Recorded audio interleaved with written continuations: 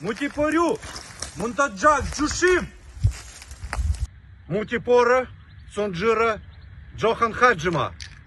40명 사망자가 발생했다 이와 같은 보도가 있는데 저희가 그 부분에 대해서 일일이 확인해 드릴 내용은 없습니다.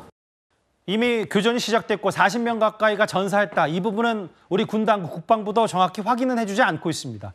저희가 오늘 특별한 손님 한 분을 모셨어요. 군사 전문가이신 국민의힘의 유영원 의원 자리하셨는데 유 의원님, 네. 여기 보면 소규모 교전은 우크라이나 당국도 인정했다. 네. 그런데 여전히 SNS를 나오는 건 이게 우크라이나의 심리전인지는 모르겠습니다만 10대, 20대 초짜 병사들이기 때문에 전사자가 처음부터 속출하고 있다. 우크라이나군은 이런 걸 좀 더 전시하고 추켜 세우고 싶은 모양이더라고요. 그렇습니다. 이제 우크라이나 군 입장에서 초기에 북한군에 대한 심리전도 중요하지 않습니까? 예. 그리고 실제로 우크라이나군이 심리전에서 강한 면모를 보여왔기 때문에 예. 지금까지 아까 말씀하신 우크라이나 SNS나 이런 데서 공개된 것들 중에 보면 사실 가짜 뉴스가 적지 않았고요. 맞아요. 그러니까 지금 우크라이나 군 당국에서도 교전이 있었다는 사실 자체만 인정을 하지 구체적으로 어느 정도 규모로 있었고 얼마나 사상자가 발생했는지 이 부분은 아직까지 구체적으로 확인은 못하고 있는 것으로 알고 있습니다. 예. 그리고 우리 국방부라든지 미 국방부에서도 아직까지는 이 교전 사실 자체에 대해서 명확히 확인을 못하고 있지 않습니까? 예. 그래서 그 부분은 만약에 교전이 있었다면 있더라도 선발대 정도 소규모로 있었을 가능성이 있다고 보고요. 예. 그리고 북한군이 이제 좀 시원찮은 부대다. 어린아이들이 많고 그래서 총알바지다 이런 평가도 많은데 사실 그렇죠. 이제 그러면 실전 경험이 없는 것은 맞지만 예. 그렇다고 우리가 너무 평가절하할 부대는 아니라고 봅니다. 왜냐하면 예. 우크라이나 부대 지금 파병된 11군단 폭풍군단이 최정예 부대라는 표현을 언론에 썼는데 저는 예. 거기서 최는 빼고 정예 부대라고 표현하는 게 정예 부대죠. 예. 그러니까 경보병 우리 후방 지역에서의 게릴라전을 위주로 하는 고도로 나름 훈련받은 부대이기 때문에 무장은 가볍지만 체력이라든지 이런 거는 무시할 수 없는 부대라고 보고요. 이제 그런 점에서 예. 크루스카가 평원지대이기 때문에 드론 공격이 취약한 그런 한계는 있지만 그렇습니다. 또 너무 평가절하하는 것도 곤란하지 않을까 싶습니다. 한 단어로 딱 정리가 되네요. 최정예 부대는 아니고 최는 싹 빼고 네. 정예 부대 정예 부대. 정도. 네. 우리가 허투루 봐서는 안 되고 네. 무기 수준은 떨어질지 모르겠지만 뒤에서 측후방 작전을 수행하는 데는 실력들이 있다. 이제 우크라이나군이 보면 군이나 정부가 이제 두 가지 측면에서 예. 심리전, 여론전 하고 있다고 보는데요. 예. 하나는 이제 북한군 사기저하라든지 이런 것 등을 노린 그야말로 심리전이고요. 예. 하나는 이제 국제사회, 한국을 포함한 국제사회 지원을 유도하기 위한 여론전. 아하. 투 트랙으로 진행이 되고 있다고 서방에 보여집니다. 무기 좀 달라 이런 말. 그렇죠. 예. 이제 우리나라 포함해서요. 예. 그래서 초기에 우크라이나 전쟁 초기에 보면 키이우의 위령이라고 예. 러시아 전투기 한 40대를 격추해서 했다고 해서 우크라이나 영웅으로 부상한 조종사가 있었는데 예. 결국은 나중에 우크라이나 공군도 그게 가짜였다. 사실은 실체가 없었다고 인정한 적이 있어요. 그래서 예. 거기 단적으로 나타나시 그런 면에서 상당한 이제 심리전을 구사하고 있는데 예. 지금까지 나타난 거 봐서는 아까 김 부장님 말씀하셨지만 예. 그 효능은 좀 생각보다는 좀 떨어지는 것 같습니다. 이 전쟁 초기에 네. 유 의원께서 말씀하셨다시피 우크라이나가 개전 초기에 공군력을 과시하는 듯한 그래서 러시아 전투기 예. 40대를 격추시켰다고 대대적으로 보도했는데 예. 알고 봤더니 거짓말이었다. 네. 그런 걸로도 뭔가 예. 서방의 도움을 받고자 하는 심리전과 여론전 우크라이나가 참 잘한다. 이런 평가를 하시는 거네요. 지금 러시아와 우크라이나 전쟁에서 우크라이나의 가장 혁혁한 공을 세우고 있는 무기는 바로 무인기, 드론입니다. 드론에 대한 얘기, 유영원 의원님. 네. 실제로 우크라이나 드론 부대를 움직이는 이 사람들이 과거 게이머 출신들이 많다고 하더라고요. 그렇습니다. 올렉산드로 다크노라는 29살짜리 친구가 있는데 예. 이 친구가 게이머 출신인데 예.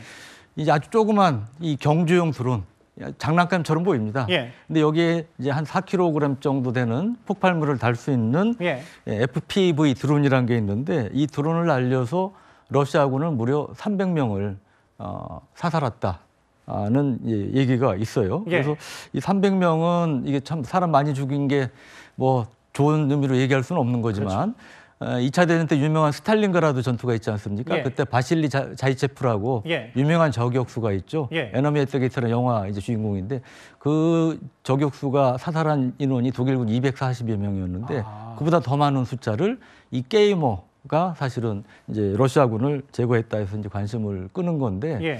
실제로 우리 군에서도 이러한 FPV 경주용 드론으로 이 경연대회도 하고 그렇습니다. 그래서 이런 부분들이 이제 실전에서 사실은 요즘 같이 이제 드론의 비중이 커진 현대전에서 네. 역할을 할 수 있다는 거고요.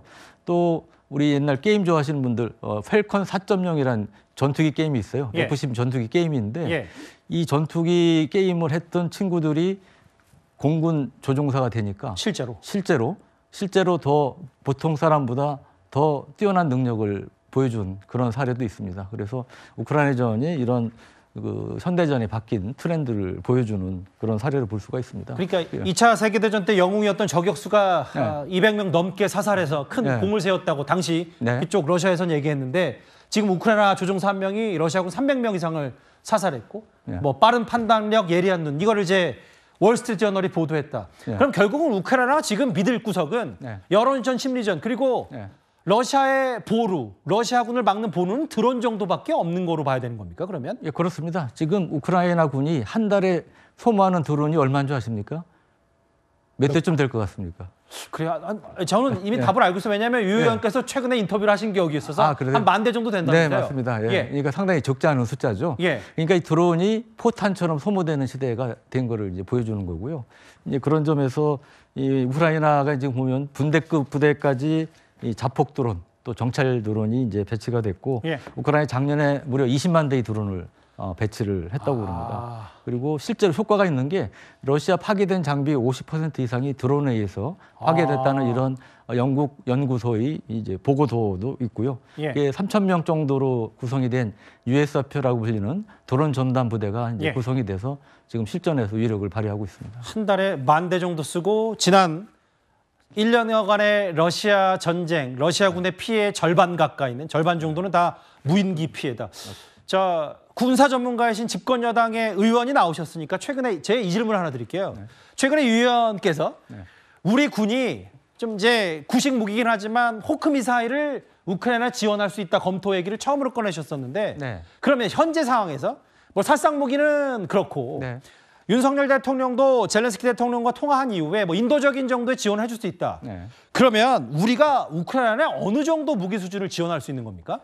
젤렌스키 대통령이 최근 KBS와 인터뷰에서 몇몇 무기를 구체적으로 거론했습니다. 예. 천궁, 또 현궁 뭐 이런 무기를 거론했는데 예. 천궁은 이제 제도공 미사일이고요.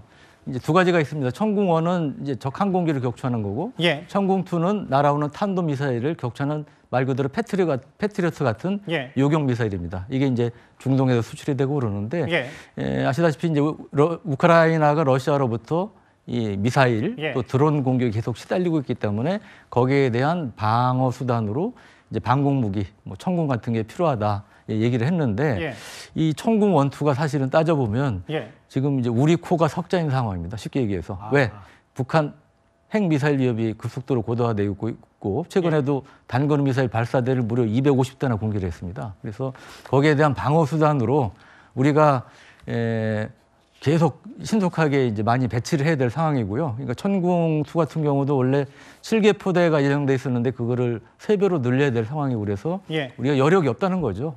그러다 보니까 이제 2년 전에 퇴역한 구형 미사일이긴 하지만 호크가 대안으로 이제 부상이 된 거고요.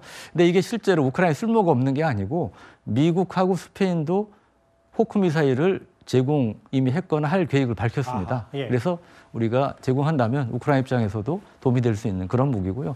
두 번째로는 이제 드론 위협이 심각하니까 뭐 드론을 탐지할 수 있는 레이더부터 이걸 무력화할 수 있는 뭐 제모 같은 이제 장비라든지 이런 것들도 이제 우크라이나가 원하는 부분이 있고 우리가 또 지원해 줄 수 있는 지원을 고려할 수 있는 무기들이라고 생각합니다. 천궁, 현무 이런 거는 이제 유 의원 말씀처럼 우리 코가 석자니까 지금 그렇죠. 한반도 군사 위협이 있으니까 바로 우크라이나에 다 건네줄 수는 없고 퇴역한 호크 미사일이 검토 중이다.